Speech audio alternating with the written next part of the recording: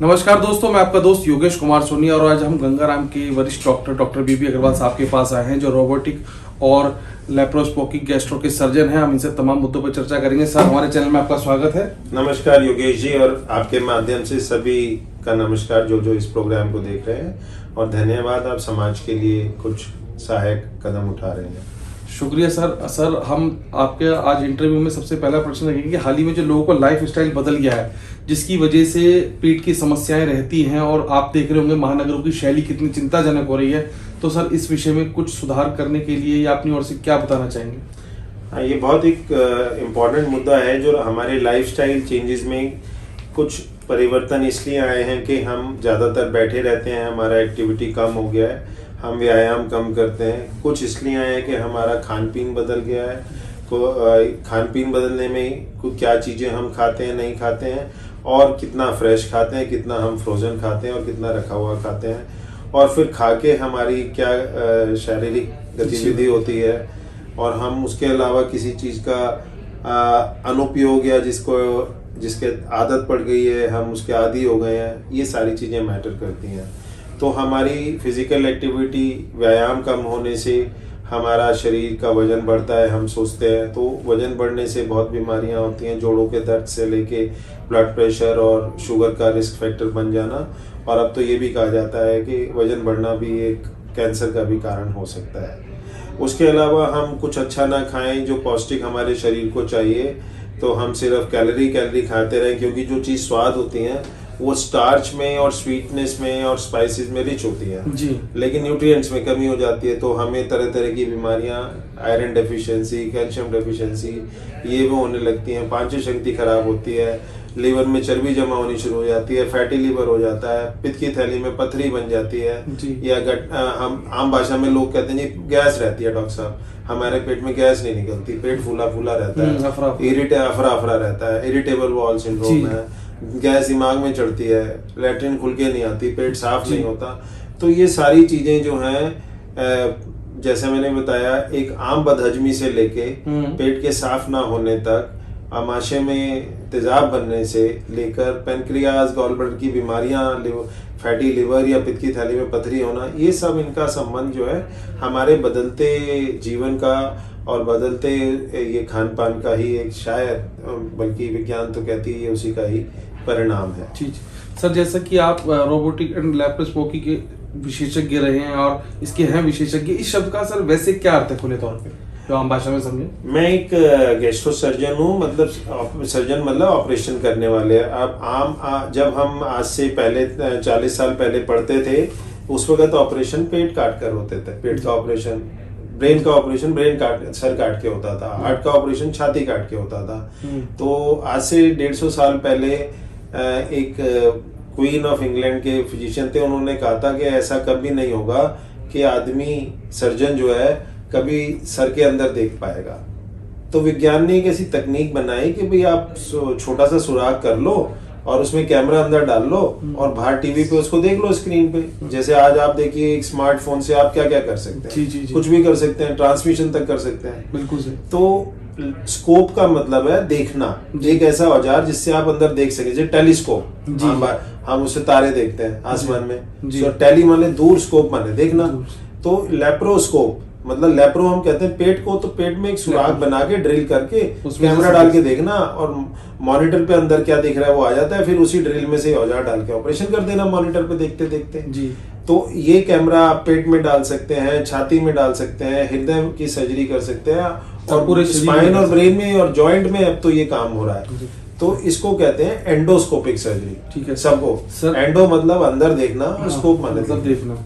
Sir, जैसे कि लोग, आपने बताया सर्जन है, और सर्जरी के नाम से हम लोग बहुत डर जाते हैं, चाहे वो सर्जरी छोटी सी भी हो, तो वो एकदम कोई भी आदमी भयभीत हो जाता है। जैसे मैं अपनी बात करूं, आप कहोगे सर्जरी होगी तो उससे भयभीत होता है, तो सर क्या जरूरत है, हमें भयभीत उससे होना चाहिए, या आप बिल्कुल अंत में जब कुछ नहीं बचता तभी सर्जरी करते हैं? इसका जवाब मुझे देने की जरूरत नहीं पड़नी चाहिए, क्योंकि मैं सर्जन हूं तो मैं बायस हो सकता हूं।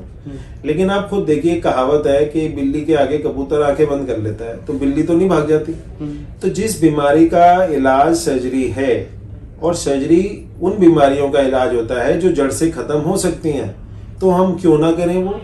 जैसे उदाहरण के तौर पे पित्त की थैली की पथरी में गैस बनती है, बदहजमी रहती है, दर्द तो बहुत बाद में होता है। लोग कहते हैं जी एक स्टोन है, छोटा स्टोन है, थोड़ी गैस बनती है दवाई से। जितना देर वो पड़ा रहेगा शरीर में, वो उसकी जो कारण है पित्त की थैली की पथरी, पित्त की कैंसर का कारण है, पित्त की थैली की पथरी पैंक्रेटाइटिस का कारण है, पित्त की थैली की पथरी लिवर की बाइल फ्लो, पित्त के बहाव को रोकने का कारण है। दर्द के अलावा, दर्द और गैस की तो दवाई से आराम हो गया, लेकिन ये जो इसकी कॉम्प्लिकेशन है जो जरूर होंगी, कभी ना कभी हर आदमी को जरूर होंगी जिसको पथरी है। और जैसे उनका इंसिडेंस कहते हैं कैंसर का 8% इंसिडेंस है, 100 में से 8 लोगों को होगा, अगले साल 10 साल बाद कभी ना कभी होगा। पैंक्रेटाइटिस है, उसका इंसिडेंस 10% से ज्यादा, किताबें 10% कहती हैं, लेकिन अब ऐसा देखने में आ रहा है जीवन शैली के कारण कह लीजिए या फ्रोजन फूड या कुछ भी कह लीजिए, उसका अब जिसको देखो वो पैंक्रेटाइटिस लेके आता है गॉल ब्लैडर के साथ। और ये कोरोना काल में क्योंकि गॉल ब्लैडर की स्टोन्स की सर्जरी लोगों ने डिले की, तो आजकल जो हम आज गॉल ब्लैडर कर रहे हैं, आज भी मैंने अभी 2 की हैं सुबह, तो वो कॉम्प्लिकेटेड गॉल ब्लैडर निकलते हैं, तो उसमें सर्जरी का भी रिस्क बढ़ता है, सर्जरी की क्वालिटी भी सफर करती है, कॉम्प्लिकेशन होने की संभावना भी ज्यादा है। आप एक अच्छे सेंटर में जहाँ सब तकनीक है, सब एक्सपीरियंस लोग हैं, जो बड़े बड़े शहरों के अस्पताल हैं जैसे गंगाराम, मान लीजिए वहाँ ये सब हैंडल हो जाता है, लेकिन आप सोचिए जहाँ ये चीजें नहीं है तो वहाँ कॉम्प्लिकेशन कितनी ज्यादा है। तो जो जड़ से बीमारी ठीक हो सकती है और सर्जरी से ही ठीक हो सकती है, उसका इलाज सर्जरी ही किताब और विज्ञान कहती है, और इसको हम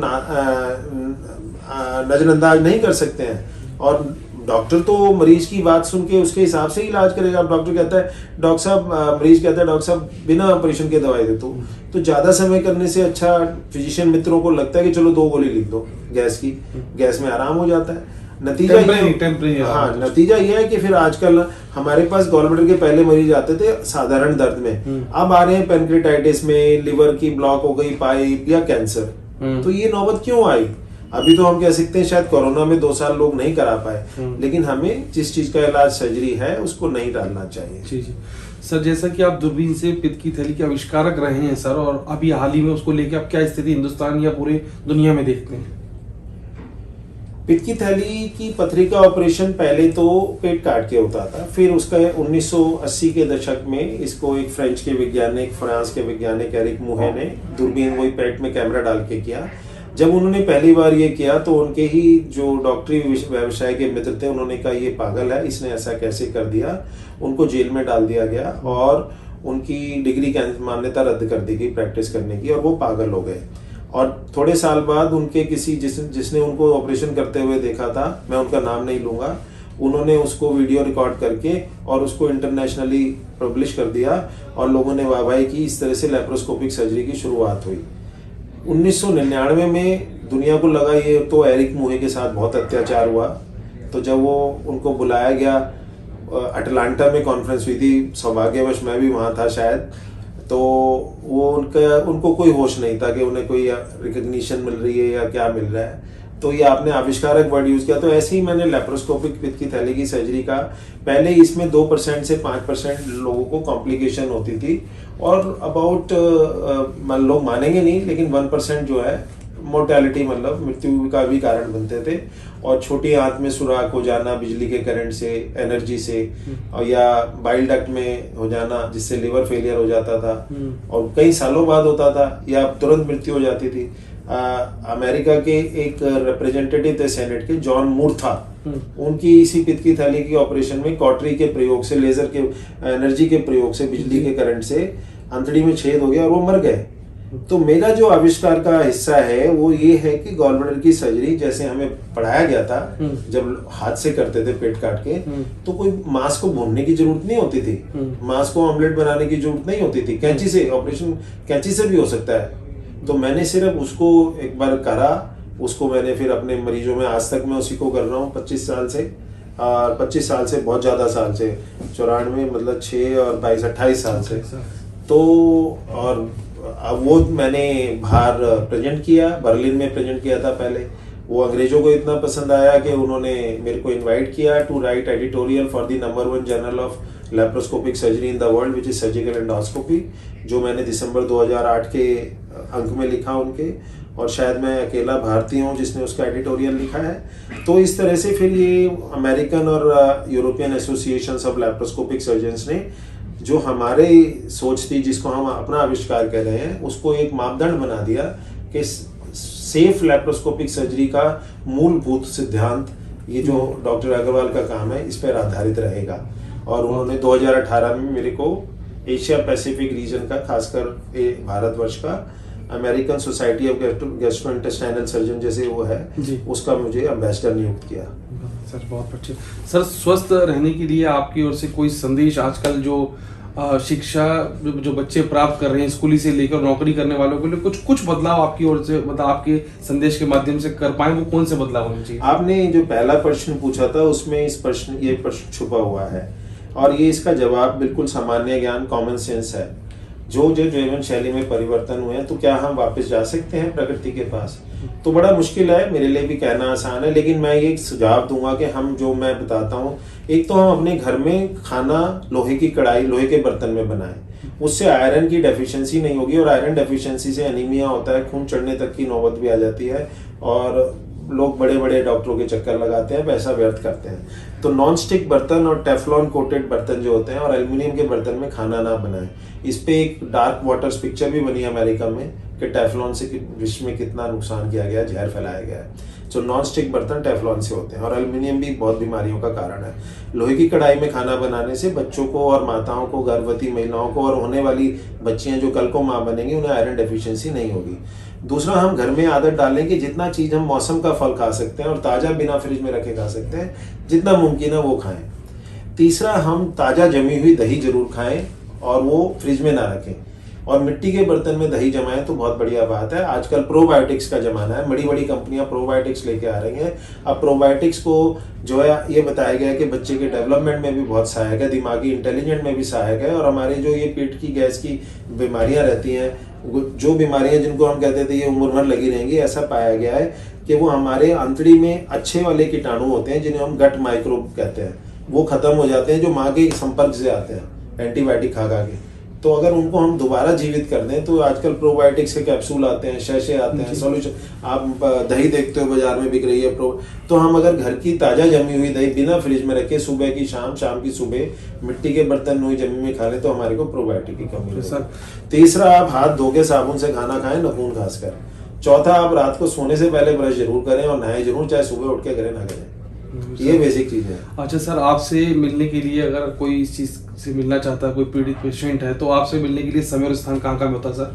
मैं गंगाराम हॉस्पिटल में ही काम करता हूँ। मैं सर्जरी लैप्रोस्कोपिक डिपार्टमेंट का वाइस चेयरमैन हूँ। मैं बाहर का क्लिनिक में विश्वास नहीं रखता, वो एक सिर्फ पैसा कमाने का माध्यम है, तो मेरे को लगता है वो, मैं उनके साथ न्याय नहीं कर पाता उस तरह से। यहाँ गंगाराम में आप आइए, हम सोमवार बृहस्पतिवार को 2 घंटे सुबह फ्री मरीज देखते हैं 9 से 11, एक भी पैसा नहीं लेते। गंगाराम ने हमें ये सुविधाएं प्रदान की हैं, जो हमारा ट्रस्ट है। बहुत 20% हमारे हॉस्पिटल के बेड बिल्कुल फ्री हैं, और प्राइवेट ओपीडी में मैं दोपहर 12 बजे से 4 बजे तक होता ही हूँ। शुक्रिया सर, हमारे चैनल से बात करने के लिए। ये थे डॉक्टर बीबी अग्रवाल, जिन्होंने हमसे तमाम अपने सुझाव साझा किए, और उम्मीद करते हैं आप इस पे अमल करके स्वस्थ रहेंगे। धन्यवाद।